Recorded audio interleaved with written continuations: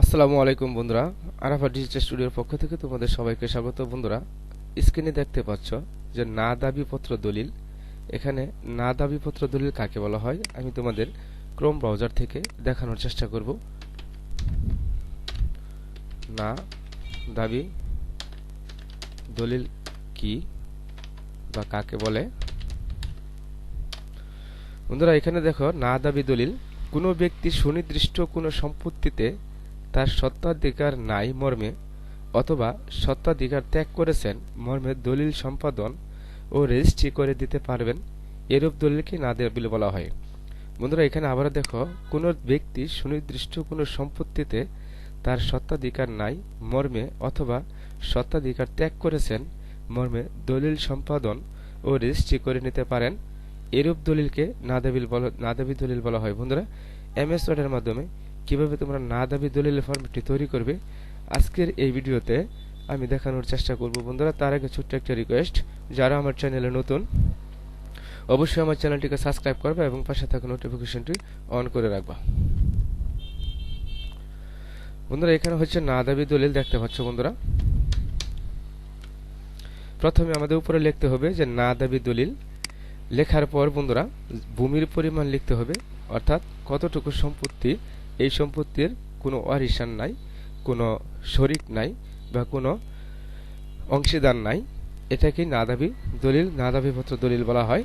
যে মৌজা গাগরা, এখানে না দাবি দলিলের যে মৌজা বন্ধুরা, অর্থাৎ এই জমিটি যে মৌজায় অবস্থিত আছে সেই মৌজার নাম লিখে দিতে হবে এবং তার উপজেলা বা জেলা লিখে দিতে হবে এবং তার জেলা লিখে দিতে হবে। এরপর বন্ধুরা এখানে দেখো যে দলিল গ্রহীতার নাম। বন্ধুরা, এটা তোমরা রোর মাধ্যমে, আমি এটাকে রো করে দেখাচ্ছি তোমাদেরকে। এই যে দেখো বন্ধুরা, এটা একটা টেবিলের মাধ্যমে লিখতে হবে যে দলিল গ্রহীতার নাম, ঠিকানা, আদালত, সরকারি বেসরকারি প্রতিষ্ঠান ক্ষেত্রে ছবি প্রযোজ্য নয়। এখানে এই অংশটা বন্ধুরা কেটে দিলেও চলবে, আমি কেটে দিলাম। বন্ধুরা, দলিল গ্রহীতার নাম ও ঠিকানা, যিনি দলিল জমি গ্রহণ করবেন তার নাম, তার পিতার নাম, তার মাতার নাম, তার বয়স বা জন্ম তারিখ, তার ধর্ম, পেশা, জাতীয়তা, অথবা বন্ধুরা এখানে স্থায়ী ঠিকানা এবং বর্তমান ঠিকানা একটি পেজের মাধ্যমে, একটি পেজে এখানে প্রথমে দলিল গ্রহীতার নাম ও ঠিকানা এবং তার সমস্ত কিছু এখানে ডিটেলস তুলে ধরা হয়েছে। এরপর হচ্ছে বন্ধুরা দ্বিতীয় পেজে দলিল গ্রহীতার নাম ও ঠিকানা, অর্থাৎ দলিল দাতার নাম ও ঠিকানা, যিনি জমিন দাতা বা দলিল দাতা তার নাম ঠিকানা, তার ছবি এখানে দিতে পারো বন্ধুরা, কোনো সমস্যা নেই। এরপর তার জাতীয় পরিচয়, পাসপোর্ট, জন্ম নিবন্ধন নম্বর, প্রযোজ্য ক্ষেত্রে এখানে তোমরা এই লাইনটি লিখে দিতে পারবা, স্থায়ী ঠিকানা, তার বর্তমান ঠিকানা। এরপর বন্ধুরা এখানে দেখো মূল যে গান, অর্থাৎ মূল যে কথাটি, সেই কথাটি এখানে গাওয়া হয়েছে। আমি এটি তোমাদের গুছিয়ে আমি এটাকে সাজাচ্ছি। বন্ধুরা, এখানে বলা হচ্ছে বন্ধুরা যে পরম করুণাময় সৃষ্টিকর্তার নামে না দাবিপত্র দলিল সৃষ্টির উদ্দেশ্য বর্ণিত হইতেছে যে জেলা ময়মনসিংহ, থানা কোতোয়ালী, গাগরা মৌজাস্থিত নিম্ন তফসিল বর্ণিত। বন্ধুরা, এখানে লিখতে হবে যে না দাবি দলিল পত্র সৃষ্টির উদ্দেশ্য বর্ণিত হইতেছে যে ময়মনসিংহ জেলাধীন গাগরা ইউনিয়ন, তোমাদের ক্ষেত্রে ইউনিয়ন বা উপজেলা বা জেলা সেটি ভিন্ন হতে পারে। যে তফসিল দাগে মুহাজি, এটা দাগ নাম্বার, জমির দাগ নাম্বার এবং অধিকাংশ ভূমির এস এ রেকর্ডীয় মালিক আইনউদ্দিন শেখ, অর্থাৎ যিনি দান করতেছেন ইনি হচ্ছেন আইনউদ্দিন শেখ। বুকদাখাল থাকা অবস্থায় তিনি পরলোক গমন করিলে তৎসম্পত্তি আমি অত্র দলিলদাতা পৈতৃক ওয়ারিশ সূত্রে প্রাপ্ত হইয়া সকলের জ্ঞাত অনুসারে। এখানে বলা হচ্ছে যে আইনউদ্দিন শেখ যিনি জমিনের মালিক ছিলেন, তিনি দখলদার থাকা অবস্থায় মৃত্যুবরণ করেন, তৎসম্পত্তি আমি অত্র দলিলদাতা পৈতৃক ওয়ারিশ সূত্রে প্রাপ্ত হইয়া, অর্থাৎ পিতার মৃত্যুর পর সেটি মাতার হতে পারে, মেয়ের হতে পারে, সেটি ছেলের হতে পারে অথবা স্ত্রীর হতে পারে। বন্ধুরা, যে পৈতৃক সম্পত্তি ওয়ারিশ সূত্রে প্রাপ্ত হইয়া সকলের জ্ঞাত অনুসারে বুক দখল করিয়া পরিচালনা করিয়া আসিতেছি। বন্ধুরা, আশা করি বুঝতে পেরেছি। এরপর বলা হচ্ছে উক্ত ভূমির বিআরএস রেকর্ড ভুলবশত ছুটে পড়ে যাওয়ায় উক্ত ভূমি অত্র না দাবি দলিল মূলে উক্ত গ্রহীতার বরাবর হস্তান্তর করিয়া চিরতরে নিঃসত্ত্ববান হইলাম। অর্থাৎ এখানে ভুলবশত ছুটে পড়ে যাওয়ায় উক্ত ভূমি অত্র না দাবি দলিল মূলে উক্ত গ্রহীতার বরাবর হস্তান্তর করিয়া চিরতরে সত্যবান হইলাম।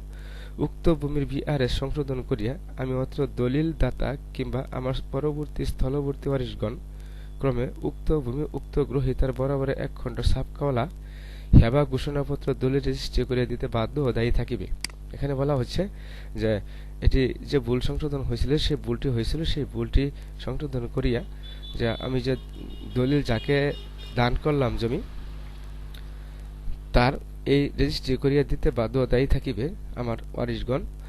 স্বীকার ও অঙ্গীকার করিতেছি যে আমি অত্র দলিলদাতা কিংবা আমার স্থলবর্তী ওয়ারিশগণ ক্রম অদূর ভবিষ্যতে গাগরা মৌজায় বঞ্চস্থ এত শতাংশ অত অযুতাংশ ভূমিতে কোন প্রকার উজুরাপত্তি বা দাবি দাওয়া করিতে পারিবে না বা পারিবেক না, করিলে তাহা আইনত অগ্রাহ্য বা বাতিল বলিয়া গণ্য হইবে।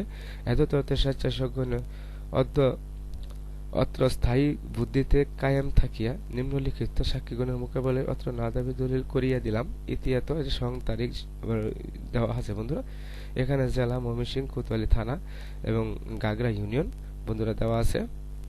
এরপর দিতে হবে সম্পত্তি চৌহদ্দির বর্ণনা। বন্ধুরা চৌহদ্দি হচ্ছে যে উত্তরে যে যিনি জমিটি দান করতেছেন সেই জমির চতুর্পাশে যে জমিটি আছে সেটি কার কার এখানে নাম উল্লেখ করে দিতে হতে হবে, অথবা সেটি রাস্তার পাশে হতে পারে। যে উত্তর, এখানে উত্তর একজনের নাম হতে পারে, পূর্ব একজনের নাম হতে পারে এবং দক্ষিণ একজনের নাম হতে পারে, পশ্চিম একজনের নাম হতে পারে। অর্থাৎ আপনার যে জমিটি যে জায়গায় অবস্থিত সেই জায়গা থেকে আপনার জমির চতুর্দিকে যারা আছে সেটি রাস্তা হতে পারে, মসজিদ হতে পারে, বিল্ডিং হতে পারে, বাজার হতে পারে। এভাবেই জমির চৌহদ্দি বর্ণনা করা হয়। এভাবে চৌহদ্দি একটা টেবিলের মাধ্যমে দিয়ে দিতে হবে। এরপর হচ্ছে বন্ধুরা যে দলিল লেখকের নাম ঠিকানা, এখানে যিনি জমি লিখছেন তার নাম ঠিকানা। এখানে কিছু বলা হচ্ছে যে না দাবিপত্র দলিল পাঠ করে যাবতীয় মর্ম অবগত হইলাম। অত্র দলিল 4 ফর্দে কম্পিউটারে কম্পোজ করে 5 জন সাক্ষী করা হইল। এখানে নাম, সাকিন, সনদ নং। এরপর হচ্ছে বন্ধুরা সাক্ষীগণের নাম ও ঠিকানা। বন্ধুরা আশা করি ভালো লেগেছে, ভিডিওটি বুঝতে পেরেছো। বন্ধুরা যে না দাবিপত্র দলিল কিভাবে তৈরি করা হয় আজকের এই ভিডিওতে তোমাদের দেখানোর চেষ্টা করলাম। বন্ধুরা এই না দাবি দলিলের যে ফরম্যাটটি আছে সেটির যদি তোমাদের প্রয়োজন পড়ে আমাদের কমেন্ট বক্সে কমেন্ট করে জানাবা। আমি MS ওয়ার্ড ফাইল অথবা PDF আকারে আমি তোমাদের দেওয়ার চেষ্টা করব। সবাই সুস্থ থাকবা, সুন্দর থাকবা। আসসালামু আলাইকুম ওয়া রাহমাতুল্লাহি ওয়া বারাকাতুহু।